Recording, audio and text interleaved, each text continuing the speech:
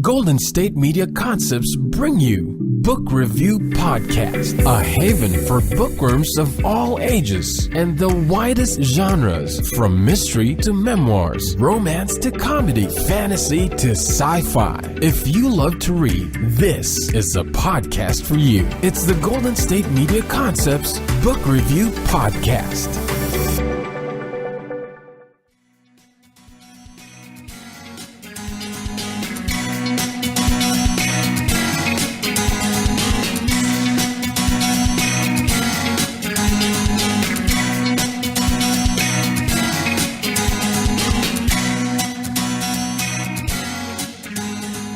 Hello and welcome to the GSMC Book Review Podcast, brought to you by the GSMC Podcast Network.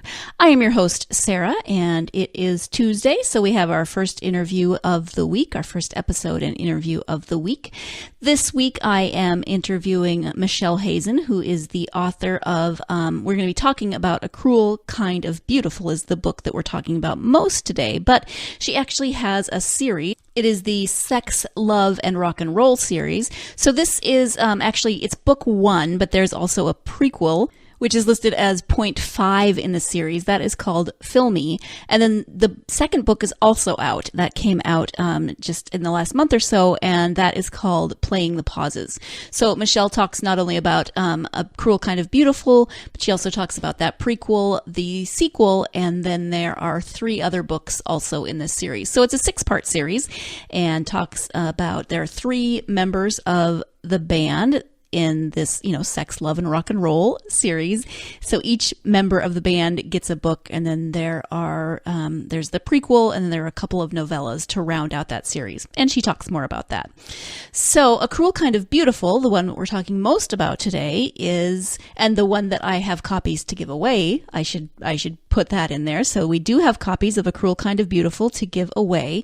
Stay tuned at the end of the podcast, because we're changing a little bit about how to enter those giveaways. So if you're used to me saying one thing, I'm going to be saying it a little bit differently this time. So stay tuned to the end and find out how you can enter to win a copy of A Cruel Kind of Beautiful.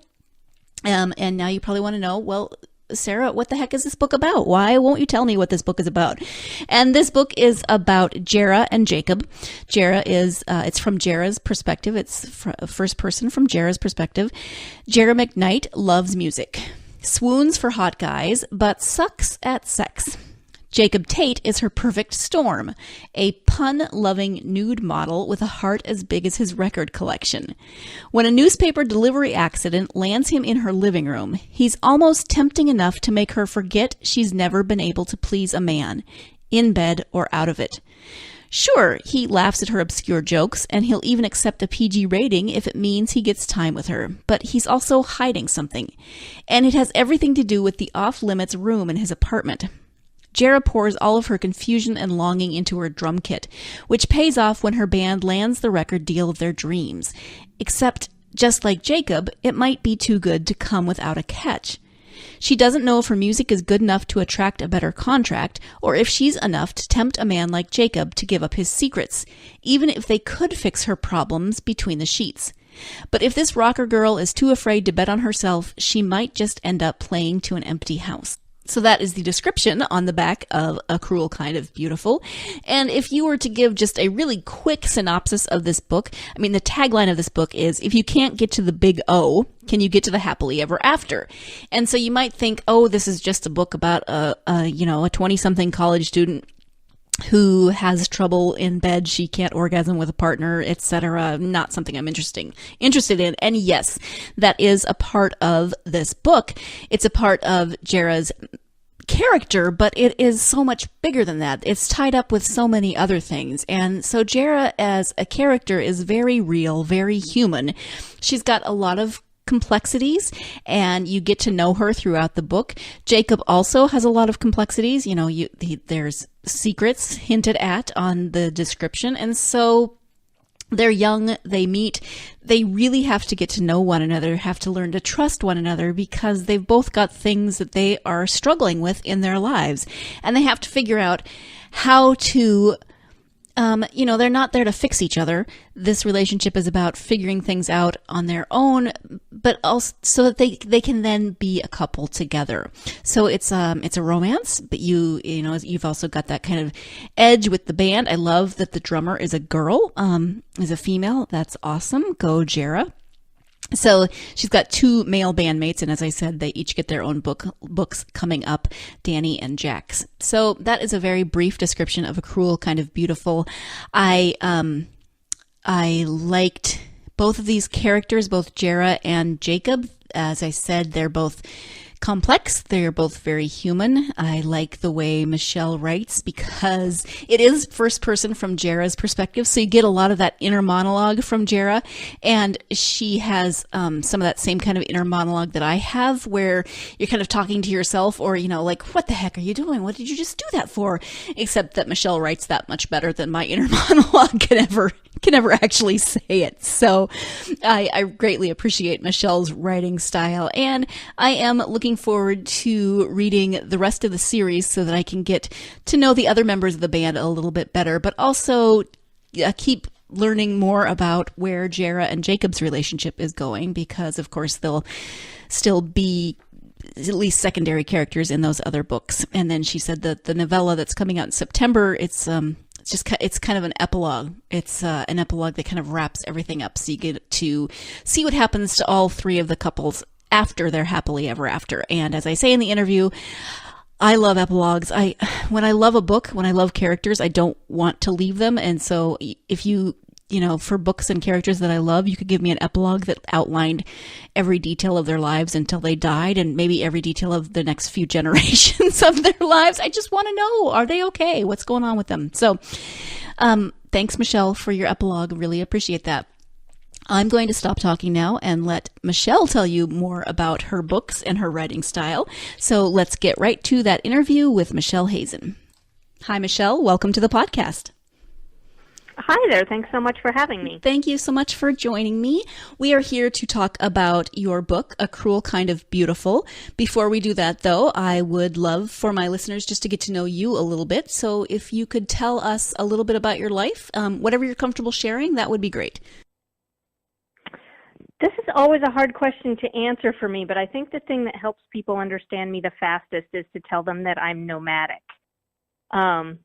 In college, I couldn't really seem to work enough to pay my bills and have enough time left over to do the things that I was passionate about. So instead of not paying my bills or stopping doing anything that I actually cared about, I moved into a tent for 4 years so that I didn't have to pay rent or utilities, and so I could work less and make more time for what I loved. Oh, wow. Did you go to college in a warm climate? That was after college. Oh, okay. I went to college in Idaho. It was afterwards when I had my degree and I was, embarking on my career and life was supposed to start. And I was like, this isn't what I had pictured. Nowadays I have a roof again, but I kind of continue to live in a tiny apartment. And I work 4 jobs with flexible schedules so that I can continue to prioritize and do the things that matter most to me. Mm-hmm. And you mentioned when we were emailing before that you had a cross-country trip planned. That went well, I hope? Yeah, we just got back from New Orleans. My husband and I did kind of a month-long writer's retreat down there. We both work from home, and so every now and again, it's nice. When you work from home, you spend like a lot of time in your apartment. Right. So sometimes it's nice to work from home somewhere else for a little while. Sure. Well, great. So tell us about the book, A Cruel Kind of Beautiful. A Cruel Kind of Beautiful follows a drummer named Jera. She's in college. And you asked about the inspiration for the story. I think instead of summarizing the story, it might actually be a little bit easier to talk about the inspiration behind it, to give people an idea about what it's about. But I really like writing love stories, but I get bored pretty quickly with things that have already been done before. I don't want to repeat what's already been done before, but when it comes to love stories, I mean, there's not too awful much that's new under the sun. Mm-hmm. People have been writing about that for a long time. So I was thinking about it, and the one thing that never happens in romance is bad sex. Very true. So yes, and I didn't want to write necessarily a guy that was bad at sex, because I think there's plenty of that in the real world. But I wrote about a girl who couldn't reach orgasm and kind of the ups and downs of her finding love and then kind of figuring out how to get to good sex from there. Mm-hmm. Also, I wanted to write about rock stars, but I didn't really want to write about ones that were almost already famous. I wanted to write about kind of like all the icky, soul-crushing stuff that happens as you're trying to claw your way to the top. Right. Right. So yeah, Jera is in a band, and they are all early 20s and still struggling to be recognized outside Portland, which is where this story takes place. Talk a little bit more about Jera. What about her as a main character do you think will resonate with readers? The thing I like about Jera is she's not airbrushed. She's somebody that you can picture yourself being because she goes through all those awkward little moments where you're like, oh my God, this never happens to other people. Mm-hmm. Yeah, she definitely has her issues. I mean, everyone does. I don't mean that in a negative way. So she's very human, which is great. I mean, it's kind of like you writing about the romance in terms of her inability. She has trouble reaching orgasm with a partner, and that's so human that you rarely see that portrayed. It's always maybe not perfect, but kind of leading up to that perfect moment with a couple. Yeah, and I mean, I think in romances it kind of assumes that if you have great chemistry with somebody and you care about them, that the first time you're together is going to be like this earth-shattering. There's going to be little diamonds around the edges of the picture, and everything's going to be amazing. But I think in real life, most people find that the first time with a new person, it's kind of like, it's a little bit awkward, and you're fumbling, and right. You're trying to figure out, what they like and what you like without totally asking and breaking the mood. Right. And in romance novels, they always seem to manage to climax together, perfectly timed. At the exact same moment. Yes, because it's really hard to write it any other way. Well, that's true. Right.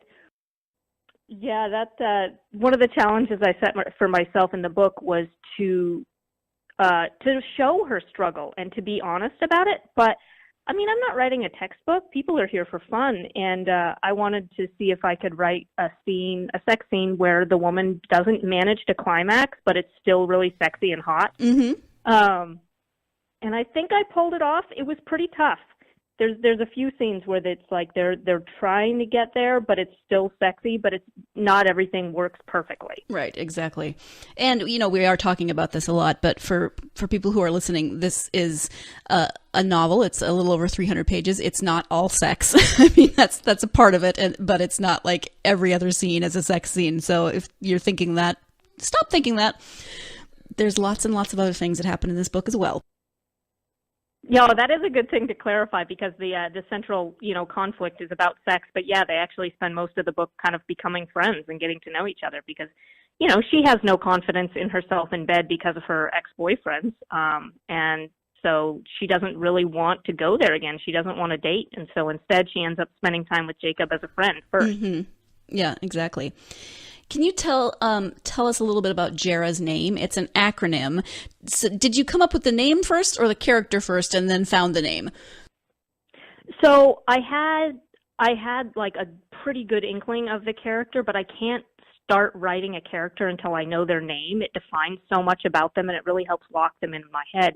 And so I really wanted to write her and I needed the name to get going. And so my critique partner, Katie, actually came up with that name. We were texting back and forth about, every name in the baby name book, throwing ideas around, and nothing was fitting. And as soon as she typed the name Jera, which I'd never heard before in my life, I was like, that's it. That's her name. And about 4 seconds later, I knew it was an acronym of famous rock stars because Jera's father was a one-hit wonder rock star in the 80s. And so he named her after all of his favorites. It's an acronym for Jimi Hendrix, Eric Clapton, Roger Waters, and Art Garfunkel. And I knew that like immediately as soon as she said the name, and I was like, wow, how lucky is it that those? I mean, I don't know. It's hard to make up. I don't know how it happened. Right, that's amazing. I'm going to jump right in here because we do have to take our first break of the podcast. But I had to ask about Jera's name because it is rather unique. I'd never heard that name before, and then when it's described in the book, because they do explain that it is an acronym that her father came up with, and I think Michelle writes that he didn't tell Jera's mother until Jera was something like 2, that it was an acronym. She just thought it sounded pretty. Anyway, I'm always fascinated by names and where they come from. And the fact that this was an acronym, I don't know. I just found that interesting, and that's enough out of me about that. So we're going to take our first break of the podcast. When we come back, we'll be talking a little bit more about A Cruel Kind of Beautiful, more about Michelle's writing, and more about the Sex, Love, and Rock and Roll series. So stay tuned. You're listening to the GSMC Book Review Podcast, and I will be right back. Always on the go, but the day just won't be one without your Hollywood fix. Let Golden State Media Concepts Entertainment Podcast take care of that. Jordan and Keith is Entertainment Tonight meets Access Hollywood. I'm Jordan. The guy laughing, that's Keith. Yeah, I'm Keith. An all-inclusive look of pop culture.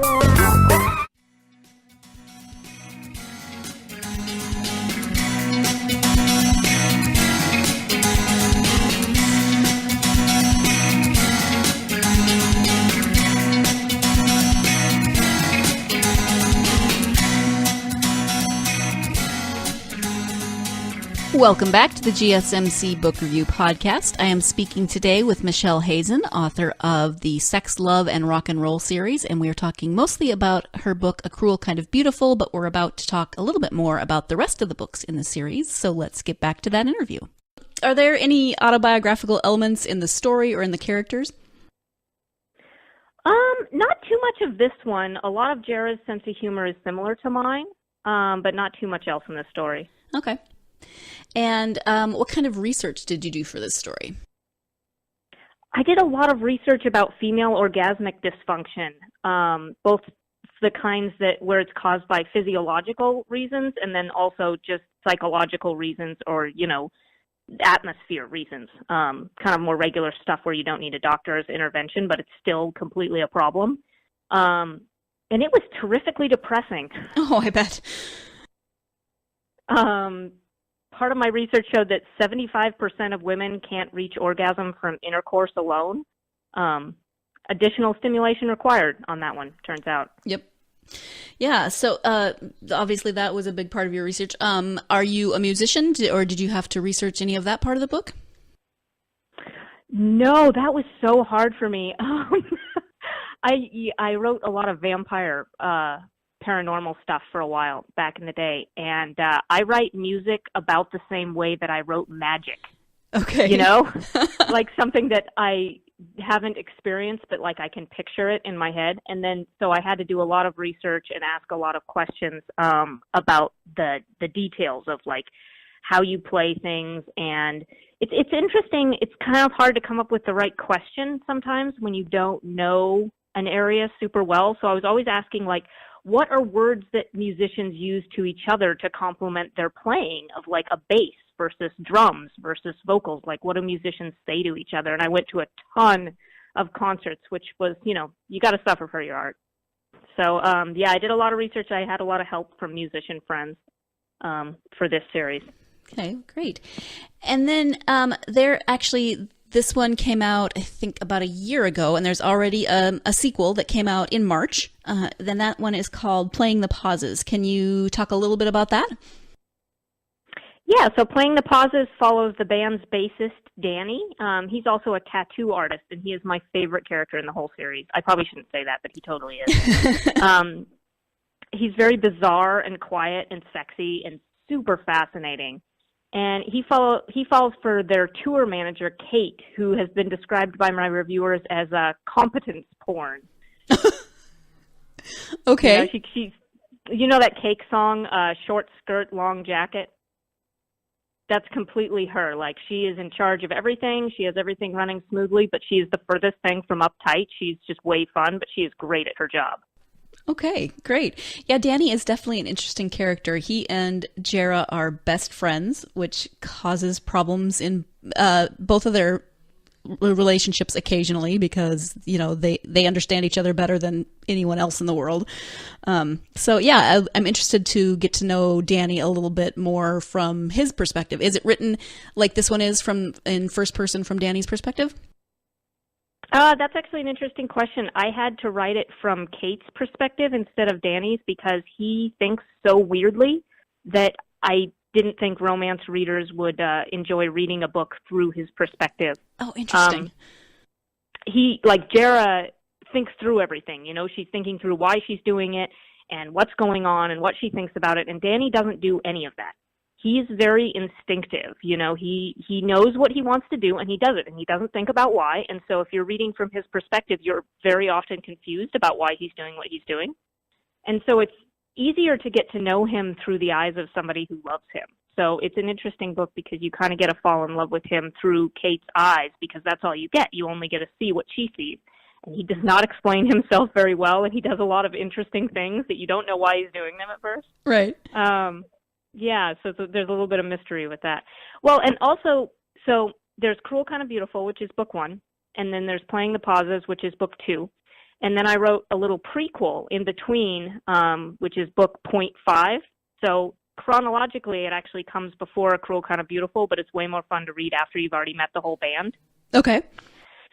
It was a really fun project because it shows the band members before they met their significant others and before the series starts. And you get to see them playing this really seedy dive bar gig and horsing around with each other and being young. And it's told from the rotating perspectives of all 3 of the band members. So you do get a little peek at what Danny's perspective is like, and a pretty interesting secret about his personal life that you don't know in book 1, because Jera doesn't know it. It's a secret from her too. Okay. But the fun thing about that project was you really see what each person is lacking in their life, what hole it really is left to be filled, what they need in their life. And then it's kind of fun to go back and read once you've read the whole series and see who they end up with, and all of the ways that their partners end up balancing them out, because you can see it all laid out in that prequel, but you can't appreciate all of it until all the books come out and you kind of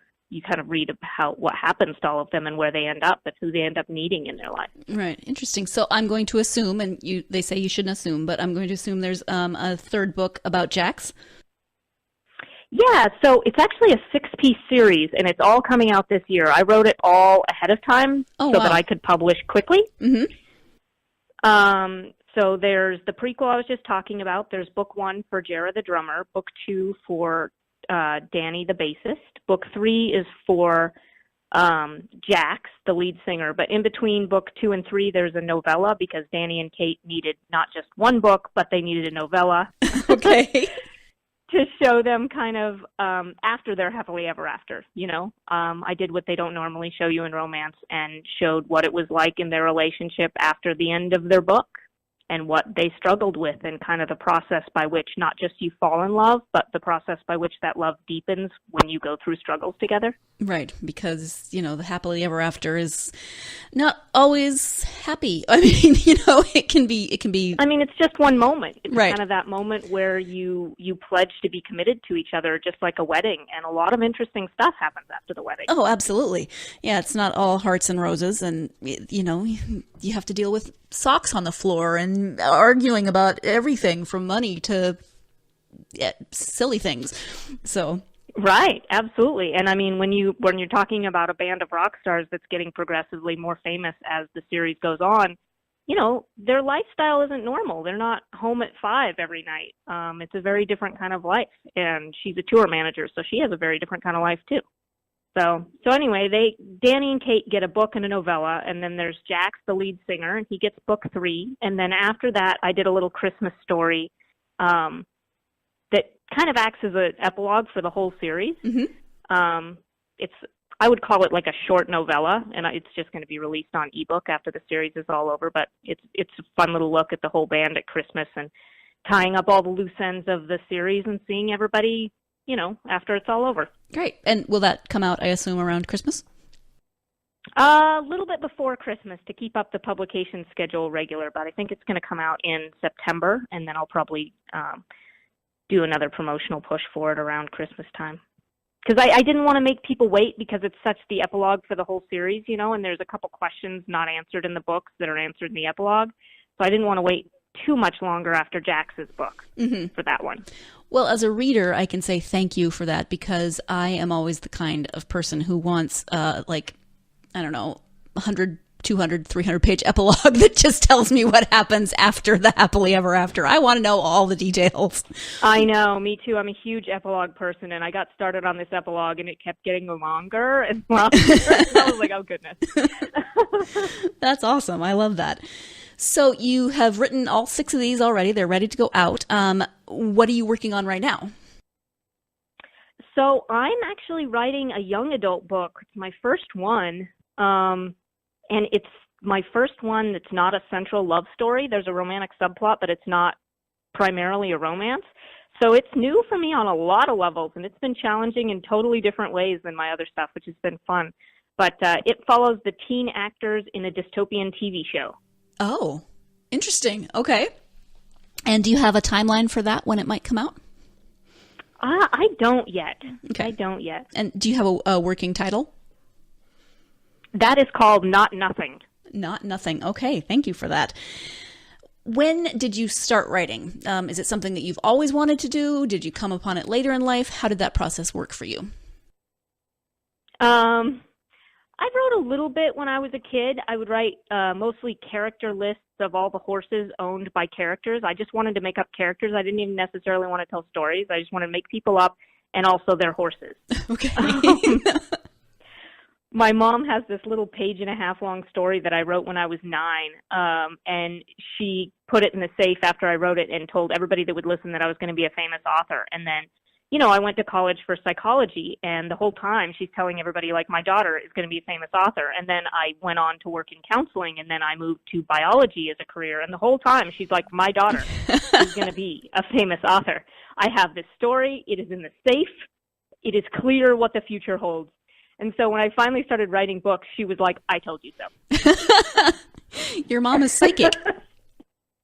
Yeah, but I didn't actually write a whole book until after college. So that was 2005 was when I wrote my first book. I wrote 3, and it got a little tough in there because I was living in a tent. I didn't have electricity, so I wrote my second book entirely by hand, and I've never managed to transcribe the whole thing. Oh, wow. So that was a pain. And then I got really serious about writing in 2012 when I started writing fan fiction, because fan fiction reviewers are delightful. And, you know, suddenly I was posting my stuff online and everybody was telling me how much they enjoyed it and they wanted more. And I thought, maybe I could do this for real. Like, maybe this would be a thing that I could really do. And they really gave me the confidence to try, which is important because it's hard. Writing is a hard career. And if you're a regular listener to the podcast, you will know that Michelle is not the first person to say that writing is a hard or difficult or complicated career, which is probably why I am a podcaster and not an author. I get to read the books that they write, and I very much appreciate authors and the work that they put in. At any rate, we do have to take our second break of the podcast. I know I jumped right in there and kind of in the middle of a topic, but when we come back, we're going to be talking a little bit more about what kind of fanfic that Michelle wrote and a bunch of other things. So stay tuned. You're listening to the GSMC Book Review Podcast, and I will be right back. Tired of searching the vast jungle of podcasts? Now listen close and hear this out. There's a podcast network that covers just about everything that you've been searching. Hey! The Golden State Media Concepts Podcast Network is here. Nothing less than a podcast bliss with endless hours of podcast coverage. From news, sports, music, fashion, cooking, entertainment, fantasy, football, and so much more. So stop lurking around and go straight out to the Golden State Media Concepts Podcast Network. Guaranteed to fill that podcast itch. Whatever it may be. Visit us at www.gsmcpodcast.com. Follow us on Facebook and Twitter, and download us on iTunes, SoundCloud, and Google Play.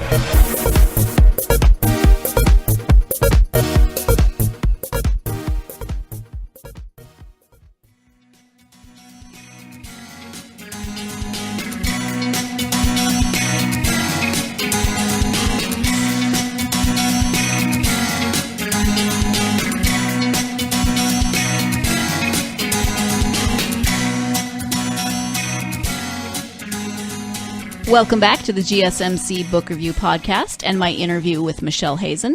As I said before the break, I jumped in with the break. It kind of not an awkward time, but at maybe an abrupt time. So my question coming forward might sound a little bit abrupt, but if you remember, she had just said that she wrote fanfic, and so I now ask her about the fanfic. So but it's just going to jump right into that interview. I'm just warning you so you have an idea. Let's get back to that interview. What kind of fanfic did you write? I wrote Vampire Diaries fanfic, a lot of it. And weirdly, I wrote about 1 million words of Vampire Diaries fan fiction. And then it became legal to publish it in books if you were writing for the Vampire Diaries, because that copyright holder had an agreement with Amazon to publish through their Kindle Worlds program as real books and sell them to people. Oh, wow. And then, you share the royalties with the copyright holder. And so I did that, and that was super fun. So I've had a really weird entry to publishing. Yeah. Most people don't know what Kindle Worlds are. A lot of people haven't heard of fan fiction, but I published 8 books of fan fiction before I ever got into the original publishing side of things. That's fascinating. Was your fanfic, so your fanfic was based on the Vampire Diaries, the books, rather than the television show? No, it was based on the television show, very different universe. Okay. And then since then, I've written a little bit of Gilmore Girls fan fiction and a little bit of Walking Dead fan fiction. Oh, fun. Okay. Interesting. I love that. When it comes to writing, do you have a favorite thing about the process? I love that moment when I get inspired and I have no idea what happens next. Like, I'll just be typing and I'll be watching my fingers type, and I don't know what's going to happen in my book, but something knows, and it's sort of typing for me. It's crazy. In chapter 1 of A Cruel Kind of Beautiful, Jacob does something really surprising. And when I typed it, I had no idea why he did it or the story behind it. And I had to kind of write the book and find out along with the reader what he was hiding and what prompted him to do that in the first chapter. And it was really fun finding it out. Yeah, that's amazing, because I think so often when we read books, we just assume that the author has this very detailed outline in their head, and they just write straight through, and the story goes as they plan. But the more I talk to authors, the more I find out that characters do stuff all the time without the author's permission or knowledge. Oh, yeah. I think that's the most, there's a lot of top-down thinking about how to make things work and how to make a story come out in the structure that's most interesting to readers. But all my favorite parts are the stuff that just comes out of nowhere. When I get something about a character that doesn't fit with the rest of them, that's the part I want, because I know it's going to be interesting. I know it's all going to tie in later. I don't know how. Right. But when I'm reading books too, that's the part that grabs me as a reader too, is when a character, you want to recognize characters. You don't want to stereotype, but you want to look at that person and be like, oh my gosh, that's totally like my Uncle Bob. It's like somebody that you know in your life. So you recognize them, but it's the moment when they step outside of that type and do something interesting that's totally them that catches me as a reader and gets me interested. And it's the same thing with writing. If I've got a character that's just very consistent, I am not interested in them. I'm very bored by them, and Okay. I want them to do something surprising before I'm willing to write them a book. Right. I would imagine that your education in psychology and your work with counseling helps you probably to write characters. Do you do that consciously, or does that just kind of flow into your work? So I have a dual bachelor's in history and psychology, which, again, my mother is like, see, this is the perfect degree for a person who is going to be a writer. I kind of love your mother. I knew it all. I love my mother, too. She's so funny. When my first book came out, I have to sideline to tell you this story. It's so cute. But when my first book came out, she texted or emailed personally every person she has ever met to tell them to buy my book. Like, she didn't group email. She didn't, put it on Facebook. She went down her list of contacts and individually contacted every person she has ever met, including the midwife who delivered me. Wow. Yeah. I'm impressed that she still had the contact information for the midwife who delivered you. That's amazing. I know. Well, she's one of those people with a Christmas card list, Okay. Yeah. So is there a, sorry. So dual major, right. dual major. Yeah. The psychology and history. So psychology and history is sort of like how people work on an individual basis and then how they work on a group basis. Mm-hmm. you know, how they work in groups and the behavior that they demonstrate as groups. So it is a really well-rounded education for writing books, and I find myself drawing on history and drawing on psychology and drawing on everything that I learned from working with clients all those years. But I don't like sit down and try to make psychological profiles of them from my training. I like to develop characters a little bit more organically than that. But I do think it helps to develop characters, to have that education. But I kind of do it in more the Story Genius way. There's a craft book called Story Genius, and you kind of work backwards from the beliefs that a character has formed about life that are wrong and that are not serving them. You know, for instance, if you have a character with a lot of insecurity, it will get them to act in certain ways that aren't really in their best interest. And so you work backwards from these misbeliefs that they've developed about life through their experiences, and you set up a plot that's going to challenge them and make them change, and show them that, you know, they need to change their mind about who they are and about their world in order to have a better life. Mm-hmm. Okay, thank you for that. Do you have a least favorite part about writing? I should admit this in public. Revising. I sometimes have trouble fitting the traditional storytelling kind of structure and all the things that you're supposed to do in a book, to the ideas that feel true in my head, you know, because what's most important to me is that the story feels real and true, and that it feels like something that really happened. And then sometimes I'm an editor too. I work as a book coach and an editor, and so I know all the boxes you're supposed to check, and I know the structures that you're supposed to use that readers respond to, but sometimes it's hard for me to take those cognitively and fit them to my inspiration without making it feel like it dies a little bit, you know? So I'm always working really hard with that to write a good story with strong structure, and good writing craft, but that also stays true to that inspiration. And that's why I think I tend to write a lot of weird books that are a little bit what people don't expect. When I signed with my agent, it was interesting because I've sent her a few different books now, and they're all wildly different from one another. And she loves all of them, God bless her, but they are not the same kind of book, you know, because in a certain sense, I'm always kind of going off into the weeds to follow what I think is interesting instead of, you know, what is the safest bet. Mm-hmm. So that's great, though. Keeps you interested. Mm-hmm. Yeah. Yeah. Do you have advice then for other authors? It's literally my job. Yes. Like I said, I work as a book coach for Author Accelerator, which is an amazing program to help aspiring authors. And then I also work as a freelance editor. But my best advice for aspiring authors is Pitch Wars.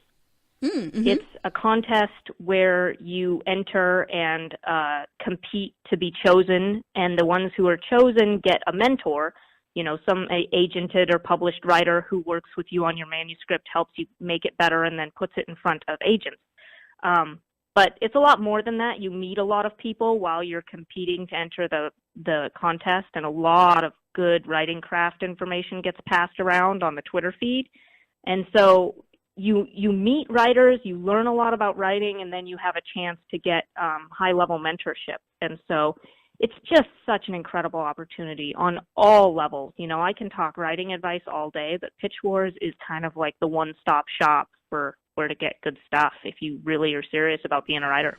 Yeah, we've actually had other authors, both mentors and mentees on the podcast who have participated in that process. So it sounds like it's a really good thing to not only get you help with the writing process, but also get you connected with a network of people that can be so supportive and helpful. Yeah, and that's so important. Yeah, Pitch Wars has helped thousands of writers already. Shout out to Brenda Drake for starting it. She's done a lot of good in this world with that. Yeah, great. When you have time to read, who are your favorite authors and genres? Laini Taylor, number one. Maggie Stiefvater, John Green's A Fault in Our Stars is one of my top 5 favorites. Patrick Rothfuss, Name of the Wind. I really love stories, but I probably read even more YA contemporary than I do adult romance. I really love the voice, how fresh and honest it comes out. Okay, thank you for that. Where can people find you on social media, and do you have a website? My website is michellehazenbooks.com. I'm on Twitter as Michelle Hazen. I'm on Facebook and Instagram as Michelle Hazen Author, and it's Hazen, H-A-Z, Z as in zebra, E-N. Sometimes people spell it with an S, but if you know it has a Z in it, you can find me pretty much everywhere, just Googling it. So. Okay. Thank you. Is there anything that we haven't covered that you would like to talk about, whether that's in terms of your writing or your books, or just anything that we haven't covered and you would like to speak about it now? I think the thing that's different about my books is I try to write love stories that feel real. I think a lot of people think of romance as a genre that's based on fantasy, but I don't think that a story has to be unrealistic to be romantic. I think it can be more involving to readers to see love work out in the context of lives as messy and complicated as the reader's own lives. Yeah, I agree. I think the romance novels I read in high school gave me a completely unrealistic view of what relationships would be like once I was in them. Mm-hmm. Nope. So I could have used you in high school, and maybe I would have had a more realistic idea about the world. I want to thank you so much for taking the time out of your weekend to talk to me. I really appreciate it. The book is A Cruel Kind of Beautiful, and there are 5 other books in the series. So that is you're calling it the Sex, Love, and Rock and Roll series. Am I getting that right? Yep. Okay. So that is the series. Thank you so much, Michelle. I really appreciate it. Thanks so much. It was so fun talking to you. Thank you again to Michelle for taking the time out of her weekend to talk to me about her book, A Cruel Kind of Beautiful, as well as her series, the Sex, Love, and Rock and Roll series. If you are intrigued by this book, if you like romances that aren't maybe your typical or traditional kinds of romance, then you should definitely check out A Cruel Kind of Beautiful, and you should definitely enter to win a copy. So as I said at the beginning of the podcast, we are changing the way we do the entry process a little bit. So we had been doing different entries for different social media, so sharing, retweeting, or commenting, and that got to be a little complicated or maybe a little confusing. And so from some feedback I've gotten, decided to just go ahead and make that commenting across the board. So if you want to enter into this giveaway for A Cruel Kind of Beautiful by Michelle Hazen, you just need to go to our Facebook, Twitter, or Instagram pages, and those links are in the show description. Facebook, Twitter, or Instagram, and comment on episode 75, the post with episode 75 linked to it. Not on any of the retweets, not on any of the shared things. You have to comment on that original post. So it's not hard. Just go to one of our social media platforms and make a quick comment, and you'll be entered into that giveaway. We've been having some great response on the giveaways, and it's been a lot of fun to kind of meet new people through social media. I mean, I don't exactly meet them, but you win books, and I get to say hi, and I get to send you books. It's awesome. I love giving gifts, and I love being able to send you books. So come on, enter the giveaways. You want to.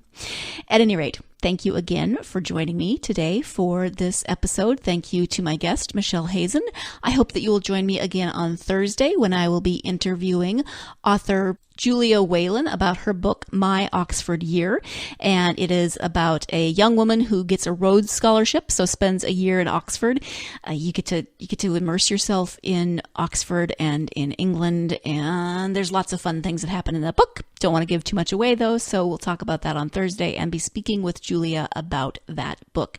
So join me again on Thursday. Thank you so much for the time that you spend with me every week. I hope you're having a wonderful week full of wonderful books. If you are having a wonderful week full of wonderful books, then you should get back to it.